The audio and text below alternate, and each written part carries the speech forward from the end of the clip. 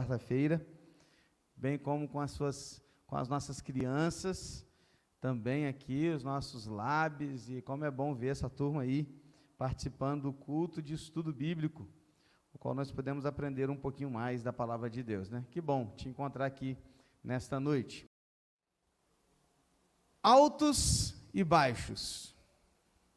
Abra sua Bíblia, segundo livro dos Reis, capítulo 20. Nós vamos estudar o capítulo 20 de 2 Reis. Abra sua Bíblia, por favor, eu o convido a ali ficar por um período, porque vamos ler os versículos correspondentes a este capítulo e aprender um pouquinho sobre algo mais que Deus fez na vida do rei Ezequias. Então vamos lá, 2 Reis capítulo 20, veja o que vai acontecer agora com o rei Ezequias. Versículo 1: Por este tempo, Ezequias adoeceu de uma enfermidade mortal. O profeta Isaías, filho de Amós, foi visitá-lo e lhe disse: Assim diz o Senhor, põe em ordem a sua casa, porque você morrerá, você não vai escapar. Bom, vamos lá. Antes de qualquer coisa, presta atenção. Esse capítulo 20, ele não está na ordem cronológica dos fatos. Por quê? Porque o que aconteceu no capítulo 18 e 19, aconteceu depois disso aqui, tá? Então, o capítulo 20, na verdade, é um relato de uma enfermidade que aconteceu com o rei Ezequias, e você vai ver o que vai acontecer. Mas toda a situação de guerra com a Síria, que a gente estudou nos últimos capítulos, isso tudo aconteceu depois dessa notícia aqui da enfermidade, do que vai acontecer aqui agora. Muito próximo, é como se essas coisas estivessem acontecendo no mesmo momento, ok? É como se elas estivessem juntas, acontecendo ao mesmo instante. Então é muito importante que você entenda isso. Primeiro, o que está acontecendo aqui agora não é algo que aconteceu depois do que a gente viu no capítulo 18 e 19, que a gente já estudou. Estamos juntos aqui? Beleza? Então, ok. Entendendo isso, a gente precisa dar continuidade ao que a gente aprendeu aqui. Por que que Ezequias adoeceu aqui, se ele fazia um grande trabalho? Mas, pastor, adoecer não é uma coisa comum, natural para todos? O senhor está falando que ele não poderia ter adoecido? Não, não é isso. O que eu estou te dizendo é que essa doença não foi uma casualidade, mas ela foi, na verdade, algo colocado por Deus. Então, essa doença aqui, ele ficou doente, parece que ele ficou doente por uma casualidade da vida, como geralmente a gente fica.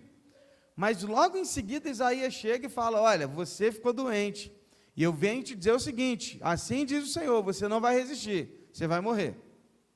Prepara aí o seu sucessor, resolve as questões da sua casa, põe em ordem a sua casa. E pôr em ordem a sua casa aqui, significa isso: prepare o seu sucessor, deixe pronto o seu filho que vai assumir no seu lugar, dando continuidade à linhagem de Davi, porque você vai morrer. Então, esta palavra aqui de Isaías deixa muito claro que, na verdade, essa enfermidade, ela não veio por uma casualidade, mas ela veio por uma razão. Aí a pergunta seguinte é: por qual razão Deus deu uma enfermidade para Ezequias? Aí a gente vai entender, não à luz apenas do capítulo 20, mas como eu já te disse, e eu repito, o rei Ezequias e a história dele não está apenas em 2 Reis, também está em Crônicas e também está no profeta Isaías. Quando a gente olha para essa situação da enfermidade, a gente analisa os textos correspondentes de Crônicas e Isaías, fica muito evidente para nós que, na verdade, essa enfermidade veio como uma disciplina de Deus à vida de Ezequias, por razão do seu orgulho. Ezequias ficou orgulhoso. Ezequias, ele teve orgulho daquilo que ele estava fazendo, e ele se encheu. E por ter se enchido, por ter vivido uma vida de orgulho, Deus mandou uma enfermidade para disciplinar o seu filho, porque é assim que o pai faz, ele disciplina, a fim de que Ezequias entendesse isso e ainda houvesse tempo para ele refletir. Sabe, irmãos, Às vezes, olha só, deixa eu falar uma coisa bem para você não entender errado. Deixa eu formular melhor aqui a frase para você não entender errado. Às vezes, nós ficamos doentes, e algumas doenças graves, e às vezes doenças até para a morte. E eu não estou dizendo que essas doenças é Deus impondo para você e colocando em você, não estou dizendo isso, tá? Mas Deus também usa estas doenças, que podem ser casualidades da vida, para nos dar oportunidade de arrependimento e mudança. Eu me lembro de um livrinho que o John Piper escreveu. O John Piper teve câncer, e ele escreveu assim: não desperdice o seu câncer. O que ele estava dizendo é o seguinte: aproveite esse tempo desse diagnóstico terrível para refletir na sua vida e voltar-se para Deus. Pode parecer loucura dizer isso, mas às vezes uma enfermidade é uma bênção, porque ela nos faz perceber o valor de servir a Deus e de como nós precisamos nos arrepender dos nossos pecados. Voltando para o texto, Deus estava deixando claro para Ezequias que o mais importante era o propósito que ele tinha para o seu povo, e não Ezequias. Ele está dizendo o seguinte: Ezequias, você não é o centro do universo. Você está se orgulhando aí de todas essas coisas, mas deixa eu te falar uma coisa: tudo que você fez até aqui, foi eu que fiz através da sua vida. E deixa eu te falar uma coisa: você não é maior que o meu propósito.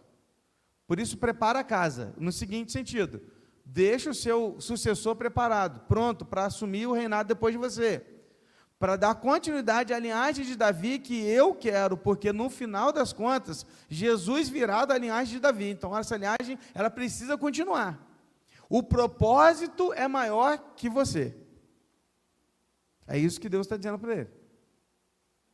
O propósito que eu tenho para o meu povo, para toda a história, para aquilo que eu estou planejando, é maior que você. Você não é maior que o propósito de Deus. Ouça isso. Você não é maior que o propósito de Deus.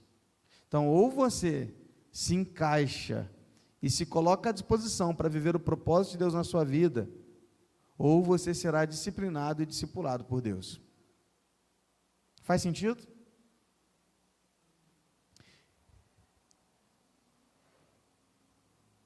A primeira lição que eu retiro desse momento é que uma situação como esta revela quem é realmente ou genuinamente um servo de Deus ou não. Nesse momento difícil da vida, esses momentos difíceis, os momentos complicados, as crises, as doenças, as enfermidades, tudo isso revela quem realmente é ou não é um servo de Deus. Sabe por quê? Porque as reações que nós temos diante das situações difíceis e complicadas da vida demonstram do que o nosso coração está cheio e a quem nós queremos agradar de verdade, se a Deus, aos homens ou a nós mesmos.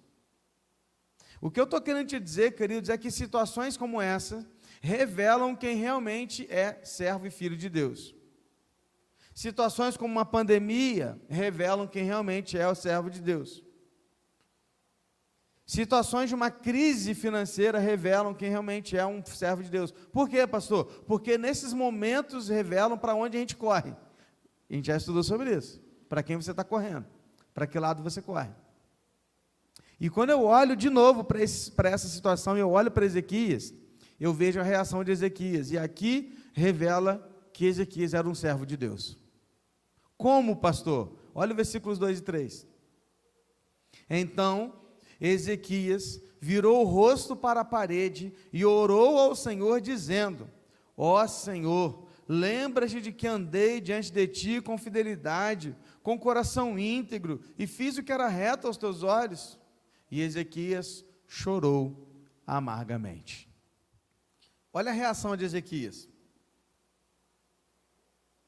A reação dele é voltar-se para Deus. Ele se desliga de tudo ao seu redor e vai orar ao Senhor. Ao falar com Deus, ele fala sobre a sua fidelidade, sua integridade e como ele estava caminhando ao lado do Senhor. Pastor, ele está se vangloriando? Não. ele está se apropriando de uma promessa que Deus havia feito a ele e a toda a linhagem de Davi. Que se vocês andarem nos meus caminhos, se vocês permanecerem fiéis, eu os abençoarei. É uma promessa. Então o que Ezequias está fazendo aqui é o seguinte: Senhor, lembra de mim, olha para mim com misericórdia, por favor, olha para mim e tenha misericórdia de mim, porque eu tenho tentado andar nos teus caminhos, eu tenho buscado fazer aquilo que é reto, aquilo que é íntegro. Então, Senhor, tenha misericórdia de mim. É isso que ele está fazendo. Ezequias está clamando ao Senhor por misericórdia, com sinceridade de coração, e o choro profundo que está relatado aí no texto demonstra isso também.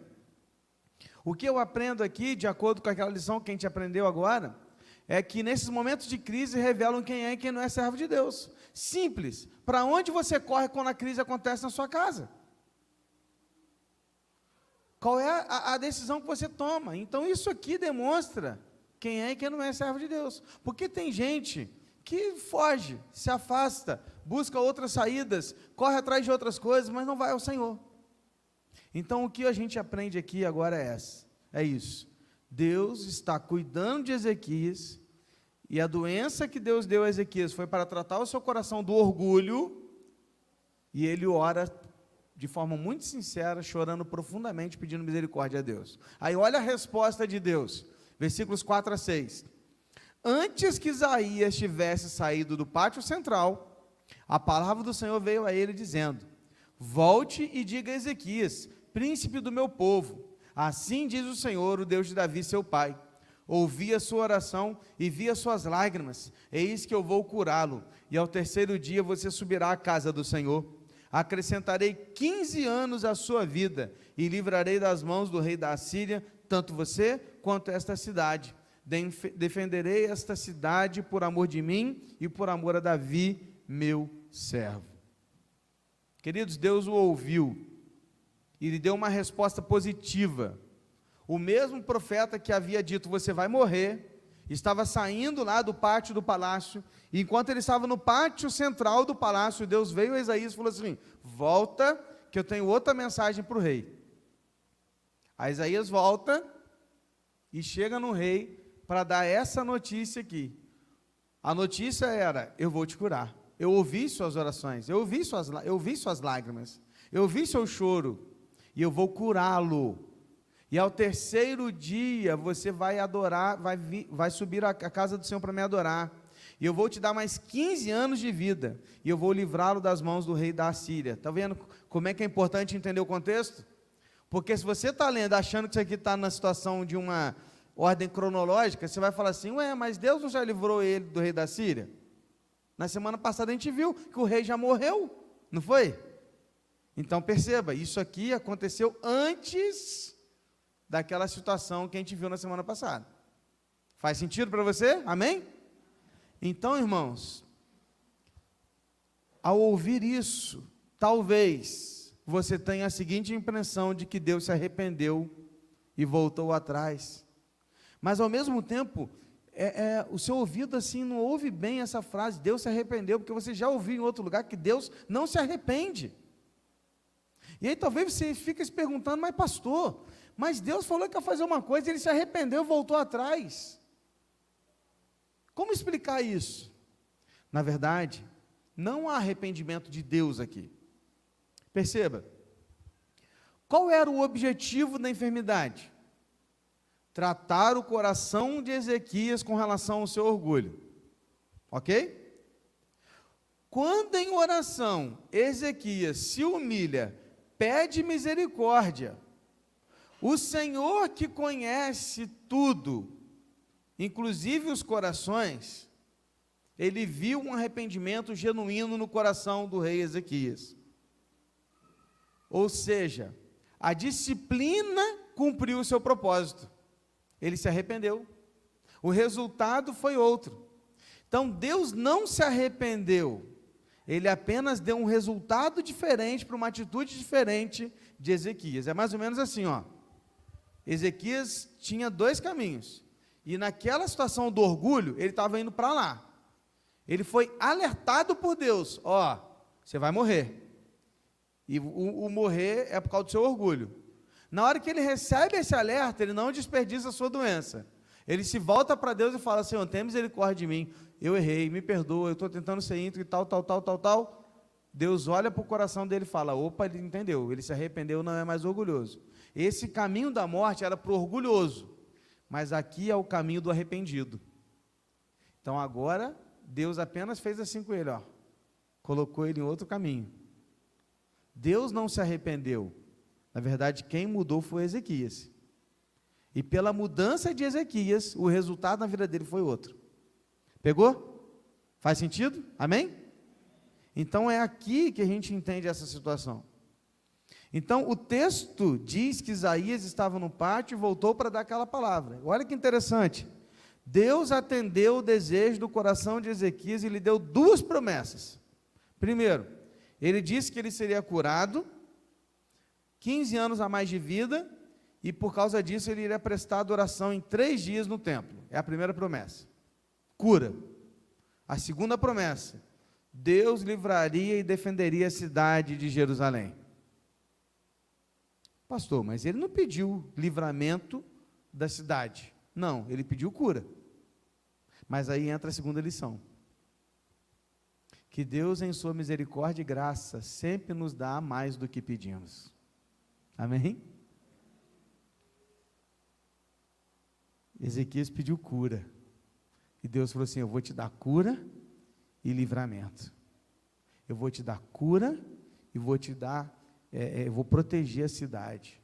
Eu vou proteger a cidade do rei lá, do rei da Síria. Porque eu faço isso por amor a Davi.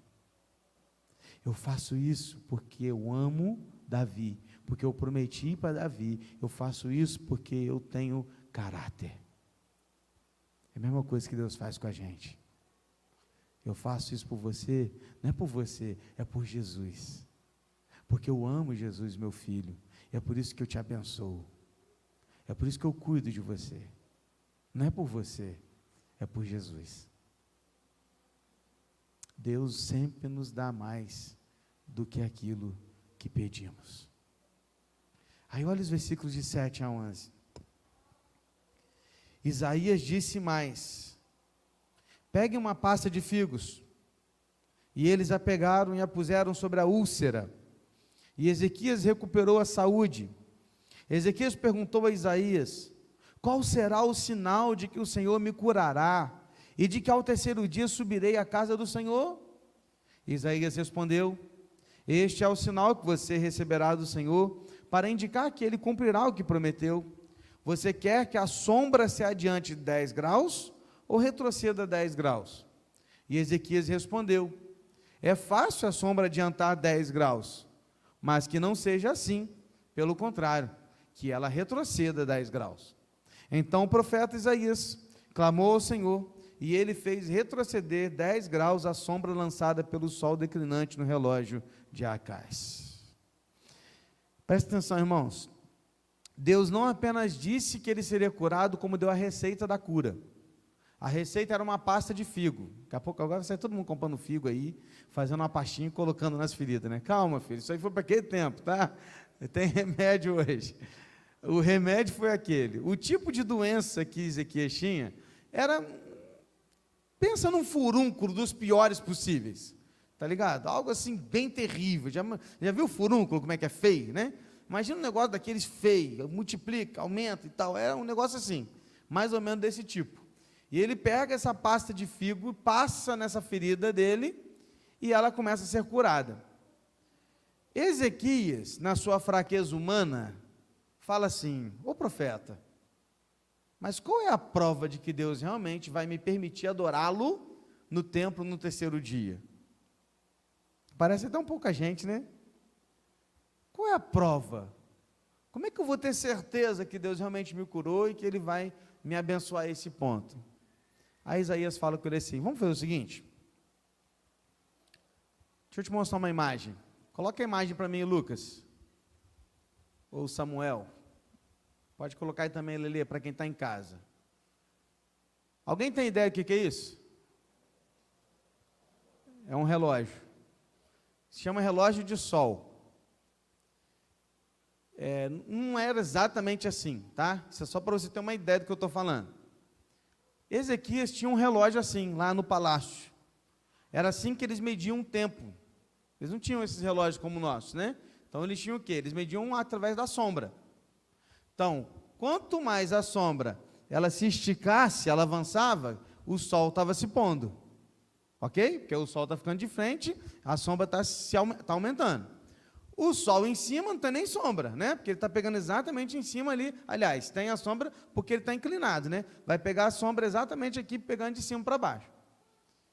Então, o que Isaías falou com ele? Falou assim, olha só, você está vendo a sombra lá do relógio? O que você quer que aconteça? Que aumente 10 graus, ou seja, que a sombra vá mais 10 graus para frente, ou que ela retroceda 10 graus. Aí o Ezequias ficou pensando, né? Bom, avançar é mais fácil, né? Porque para frente tudo é mais fácil, né? Para trás que é difícil. Embora não é fácil também. Se aumentar a sombra 10 graus, né, pelo sol, isso não ia acontecer naturalmente. Ia ser um milagre. Mas tudo bem. Aí ele vira para Isaías e fala assim, não, quero que retroceda 10 graus. Por um milagre, o relógio do sol lá com a sombra, ele diminuiu a sombra em 10 graus. Isso significa que, a olhos humanos, a gente pensando aqui rapidamente, a Terra voltou um cadinho, porque não é o Sol que roda, está ligado, né? Isso aí é, né? Até a galerinha aí, o pequeno sabe. Então, é a Terra que roda. Então, a Terra voltou um cadinho? Ou será que Deus apenas fez mesmo que a sombra fosse? Porque Deus é poderoso, Ele faz o que Ele quiser. Como foi, pastor? A gente pergunta para o Papai do Céu quando a gente chegar lá. Quando a gente chegar lá, porque não está revelado nas Escrituras. Deus não colocou aqui na Escritura assim, foi assim que eu fiz isso. Não. Ele só diz o seguinte, eu fiz. A sombra retrocedeu 10 graus.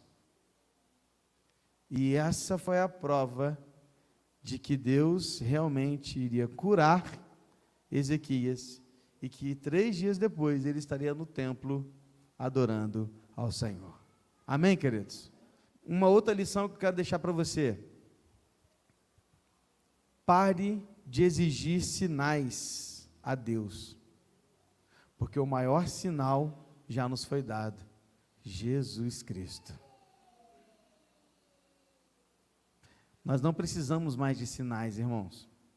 Eu fico, sabe, às vezes assim, olhando para as coisas, eu fico vendo um tanto de gente que pede um tanto de coisa para Deus, como se Deus fosse obrigado a responder tudo para Ele na hora que Ele quer. Senhor, faz isso para mim, Senhor.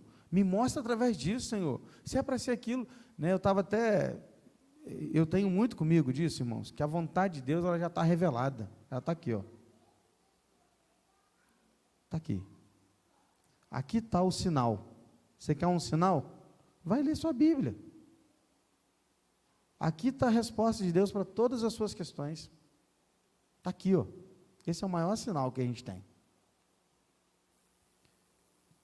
A gente estava numa entrevista com a CAF, né, que é a Comissão de Acolhimento e Filiação da Ordem dos Pastores Batistas do Brasil, falando sobre o concílio do nosso irmão Rodrigo, e aí um dos pastores que estava entrevistando, eu já o pastoreei quando ele era jovem lá do Belmonte, quando era pastor de jovens lá do Belmonte, e esse hoje ele é pastor também.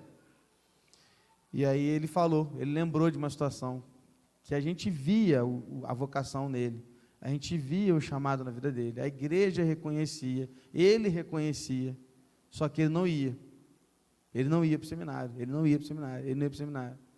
Aí ele lembrou que um dia eu falei com ele assim, você está esperando o quê? Cai um anjo do céu, falar para você, vai? Você quer que uma luz apareça no céu? Você quer que a nuvem escreva, vá para o seminário? Você está esperando o quê? Mais um sinal do que esse? Porque a gente fica esperando tantos sinais de Deus, para aquilo que Ele já nos revelou. Então, querido, para de ficar pedindo sinal para Deus. Se Deus te deu uma ordem, faça.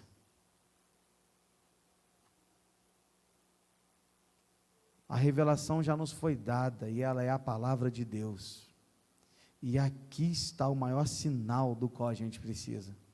A gente não precisa de corrente, A gente não precisa de 7 semanas, a gente precisa de oração e Bíblia. A gente precisa disso aqui, ó.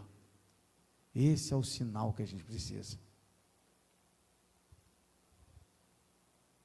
Ezequias pediu e Deus deu, porque Deus é misericordioso. Aí o texto continua, 12 e 13. Nesse tempo, Merodach-Baladã, filho de Baladã, rei da Babilônia, enviou cartas e um presente a Ezequias, porque soube que ele havia estado doente. Ezequias recebeu bem os mensageiros e lhes mostrou toda a casa, o seu tesouro, a prata, o ouro, especiarias, óleos finos, arsenal e tudo o que havia nos seus tesouros. Não houve nada em seu palácio, nem em todo o seu domínio que Ezequias não lhes mostrasse. Ezequias recebe agora os oficiais da Babilônia. Olha ela chegando aí, hein? A Babilônia está chegando. Vieram os caras da Babilônia. Babilônia ainda não é o maior império do mundo, ainda é a Síria, mas a Babilônia está crescendo devagarzinho. E aí o rei da Babilônia fica sabendo que o Ezequias está doente. Manda alguns oficiais lá para dar presentes para Ezequias. Você acha mesmo que essa é a intenção? Aí ele chega lá com os presentes, Ezequias fica todo feliz. Ezequias começa a abrir tudo para eles. Aí Ezequias, ele abre e mostra todos os seus tesouros, seu ouro, sua prata, especiarias, óleos, arsenal de guerra, mostra tudo que ele tinha, tudo. Por quê? Porque aqueles homens tinham 2 propósitos: descobrir qual era a força do reino de Judá e tentar influenciar Ezequias para se juntar a eles contra a Síria. Mas Ezequias, movido pelo seu orgulho, mostrou tudo para o inimigo. Aí vamos lá.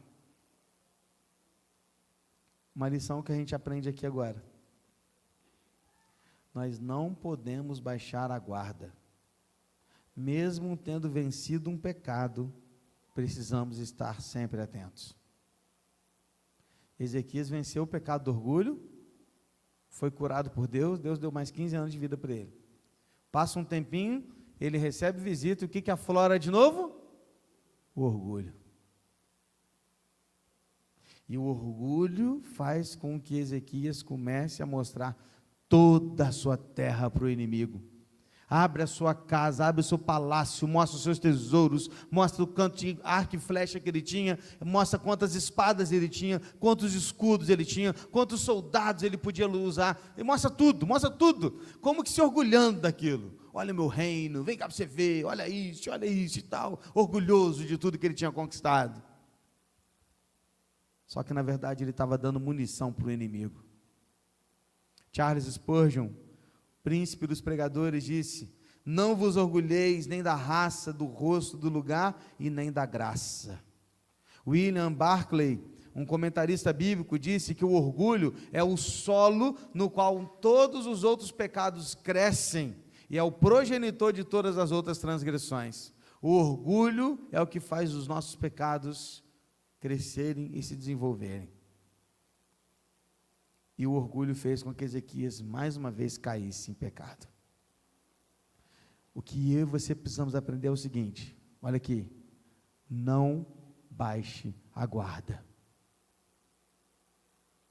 Esse pecado não cai mais não, estou de boa, já venci. Não baixe a guarda. Porque aquele que está em pé, cuide para não cair. Nós precisamos estar atentos a tudo, o tempo todo, ligados, porque nós não estamos brincando de ser cristãos. Há uma batalha acontecendo, uma batalha espiritual está acontecendo, e você e eu precisamos estar atentos a isso, para não cair nas ciladas do inimigo. Fique atento, não baixe a guarda. E aí olha o que acontece, 14 a 19, então o profeta Isaías foi falar com o rei Ezequias e lhe disse, que foi que aqueles homens disseram e de onde eles vieram? E Ezequias respondeu, eles vieram de uma terra distante, da Babilônia. Isaías perguntou, o que eles viram no seu palácio? Ezequias respondeu, viram tudo que há em meu palácio. Não houve nada nos meus tesouros que eu não lhes mostrasse. Então Isaías disse a Ezequias: ouça a palavra do Senhor. Eis que virão dias em que tudo que houver no palácio, isto é, tudo que os seus pais ajuntaram até o dia de hoje, será levado para a Babilônia. Não ficará coisa alguma, diz o Senhor. Alguns dos seus próprios filhos, gerados por você, serão levados para que sejam eunucos no palácio do rei da Babilônia. Então Ezequias disse a Isaías: boa é a palavra do Senhor que você falou. Pois ele pensava assim: enquanto eu viver, haverá paz e segurança. Ezequias deveria ter consultado Isaías. Presta atenção, irmãos. Quando esses oficiais da Babilônia chegam ao rei, o primeiro passo do rei era ir a Deus, porque ele já tinha aprendido a fazer isso, lembra? Nos momentos de crise, o que ele fez? Ele foi a Deus. Só que agora não é crise, agora é paz, agora é alegria, está tudo bem, está tudo certo. E aí que entra a próxima lição. Geralmente nós vamos a Deus pedir ajuda, mas dificilmente vamos pedir orientação, direção e a sua vontade. Já percebeu? Crise, corremos para Deus. Está tudo bem, tem que resolver algumas coisas, tem que decidir, fazer escolhas, decisões na vida. Sequer pergunta o que Deus quer. Não faço oração, não vou à palavra de Deus. Se for uma coisa um pouco mais complexa, não procuro os meus líderes espirituais para conversar com eles, orar com eles, pedir uma orientação, saber como é que faz. Não vou, eu decido por mim mesmo. E aí eu erro, por quê? Porque eu decidi escolher fazer do meu jeito, enquanto eu deveria ter ido a Deus. Ezequias deveria ter ido a Deus, através do profeta Isaías, mas não foi. Não foi. Quantas vezes, queridos, nós agimos assim? Na doença e na enfermidade, clamamos por socorro e ajuda a Deus, mas nas escolhas e nas decisões da vida, não perguntamos qual é a vontade do Senhor, apenas tomamos a decisão e ponto final. A gente meio que faz assim: Senhor, eu estou indo por esse lado aqui, tá? O Senhor me ajuda? Enquanto deveríamos: Senhor, qual lado eu devo ir? Senhor, está uma paz aqui na minha casa, está tudo bem, o que eu faço? Qual passo eu dou? Para onde eu caminho? Qual decisão eu tomo? Dificilmente a gente faz isso. Porque quando está tudo bem, a gente faz as nossas escolhas. E não nos importamos com qual é a vontade de Deus. Isaías chegou lá e falou assim: o que é esses pessoal aí? Esse pessoal tal da Babilônia, o que eles vão fazer aqui? Eles vieram me dar alguns presentes, tal, moça, o que você fez? Eu mostrei tudo para eles. Mostrei para eles, Isaías, olha que palácio bonito nosso, né? Olha quanta coisa que a gente conquistou aqui, Isaías, olha isso tudo aqui, que coisa bonita, eu mostrei tudo para eles. Aí Isaías vira para ele e fala assim: o que você está fazendo, Ezequias? O que você está fazendo, Ezequias? Porque você fez isso, assim diz o Senhor: tudo que você conquistou um dia vai ser da Babilônia. Eles vão tomar tudo, vão levar tudo, vão derrubar tudo, vão derrubar nossa cidade, vão acabar com o nosso templo, vão levar inclusive os nossos jovens, que serão eunucos do rei, lá na terra da Babilônia. O que você está fazendo? Você está dando munição para o inimigo. Aí Ezequias, eles confundem as palavras, né? Ezequias, ele tem uma resposta um tanto quanto estranha, né? Não sei se você, quando lê, ao ler assim, caramba, como assim, né? Que olha o versículo 19, depois que ele ouviu isso tudo, Ezequias disse a Isaías: boa é a palavra do Senhor que você falou, pois ele pensava assim: enquanto eu viver, haverá paz e segurança. Parece que ele está assim: tá bom, isso não vai ser no meu reinado, né? Vai ser só no outro reinado? Então está tranquilo, enquanto eu estiver aqui vai ser em paz. Mas não é exatamente isso que ele está querendo dizer. Na verdade, ele está tendo um alívio aqui, e uma expressão de que ele aceitava a vontade de Deus. É mais ou menos se ele estivesse dizendo assim, traduzindo aqui da questão do hebraico, era mais ou menos que dizendo assim: olha, o Senhor sabe o que faz. Se essa é a vontade dele, amém. nós vamos entrar nisso. Agora, ainda bem que ainda dá tempo da gente se arrepender e mudar. É isso que ele está querendo dizer. Por isso ele disse, enquanto eu viver haverá paz e segurança. Ele está querendo dizer assim, olha, ainda dá tempo para a gente tentar mudar isso. Se arrepender, fazer com que Deus mude. Porque ele sabia que se ele se arrependesse, Deus poderia mudar também o resultado. Ezequias está dizendo isso aqui. E aqui, irmãos, a gente aprende mais uma lição, que é a penúltima lição de hoje. Os alertas que Deus nos deixa visam o arrependimento e uma mudança antes do julgamento. É o que Deus está fazendo com a gente o tempo todo. O tempo todo. Está falando assim, ó, está vendo essas guerras aí? Está chegando, hein? Pandemia, ó, o tempo está encurtando, hein? Amor de muitos esfriando, ó, está chegando. Pai matando filho, filho matando pai, pai estuprando crianças, você está vendo? O fim está chegando. E as coisas vão sendo alertadas, e os alertas estão aí. O tempo todo estamos sendo alertados. E Deus está nos deixando esses alertas para que a gente mude e se arrependa antes do julgamento. Aí você de repente fala assim, ah, pastor, mas tudo bem, eu entendo isso e tal, mas eu acho que esse julgamento, Jesus não volta nessa época não, acho que ele só vai voltar daqui uns 100 anos, 200 anos. Filho, mas se você morrer agora, você acha que você vai enfrentar o quê? O julgamento. Porque nenhum de nós acha que pode morrer. Já percebeu isso? A gente acha que é eterno, né? Ninguém acorda e fala assim, rapaz, eu acho que eu vou morrer. Um dia desse eu vou morrer. É só se você estiver doente, né? O cara está doente mesmo, já morrendo, né? Mas ninguém fala assim, acho que não está chegando o dia, acho que eu posso morrer hoje, se eu for atropelado. Ninguém, né, acorda e fala assim, acho que pode cair um meteoro na minha cabeça, hoje eu posso morrer.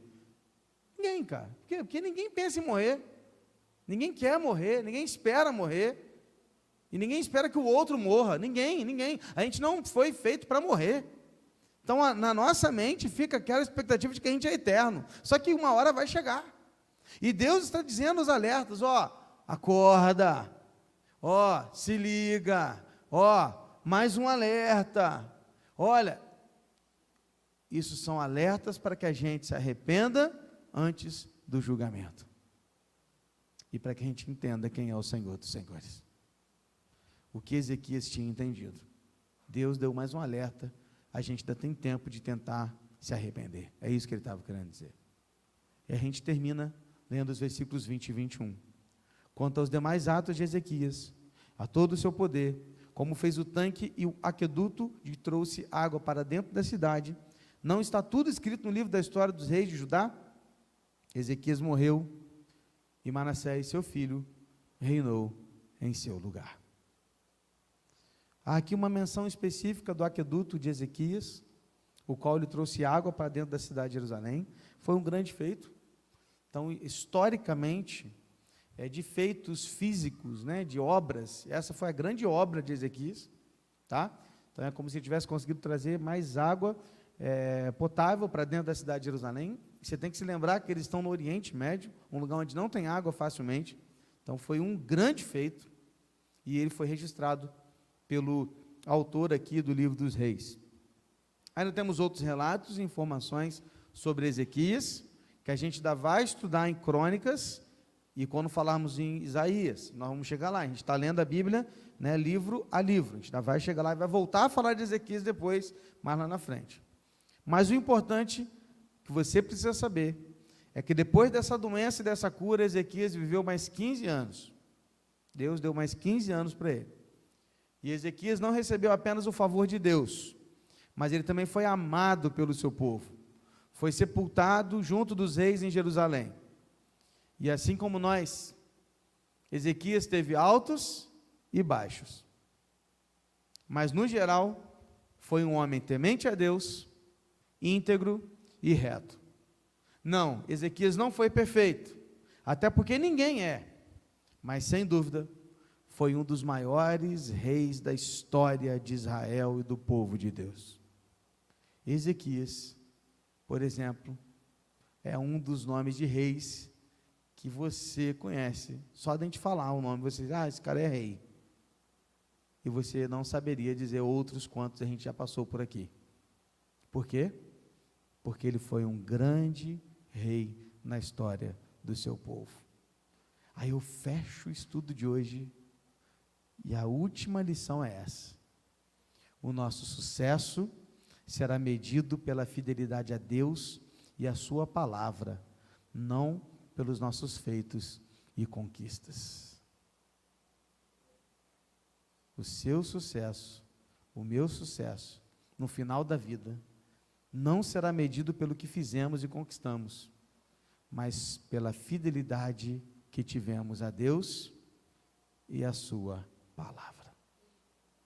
Isso é ser alguém de sucesso. Por que Ezequias foi alguém de sucesso? Porque em todos os seus altos e baixos, ele buscou ser fiel a Deus. Nas crises, nas dificuldades, ele buscou ser íntegro e fiel a Deus. Então, você e eu precisamos entender isso. Mais do que deixar uma conta recheada para os seus filhos, mais do que deixar imóveis, imóveis, imóveis, ou mais do que deixar, talvez, apenas você não vai ter tanta coisa, mas uma casinha sua, pronta, feita, você vai deixar para os seus filhos. Mais do que isso. Mais do que chegar no fim da vida e olhar para trás e falar assim, nossa, eu fui um grande trabalhador. Uau, eu trabalhei como ninguém, fiz muita coisa. De olhar para trás e falar assim, eu fui muito bem sucedido no meu emprego, no meu trabalho, na minha carreira, nos meus estudos, olha como é que eu sou hoje. Ao olhar para trás,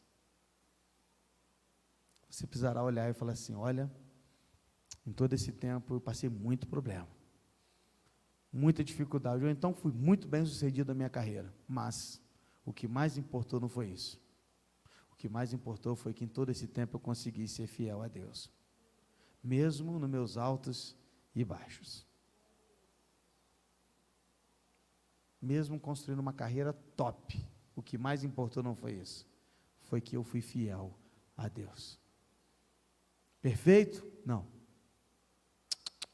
Até porque, meu irmão, nenhum de nós será nunca, mas buscamos ser fiéis a Deus. É isso que você tem buscado? É o que você tem procurado fazer? É dessa maneira que você tem caminhado na sua vida? Esse é o seu desejo? Se Deus hoje falasse para você, olha, você vai morrer. Está aqui, ó, hoje eu quero te dizer, você vai morrer. O que você teria para dizer ao Senhor? Como você se voltaria para Ele? Qual tipo de oração você faria a Ele? Com que coração você voltaria para Ele? Ou você é um cara tão orgulhoso e cheio de si, que acha que você é bom bastante para aqueles que estão ao seu redor? Ezequias achou isso e foi disciplinado por Deus. Aonde está o nosso sucesso? Feche seus olhos. Pai querido, Pai amado,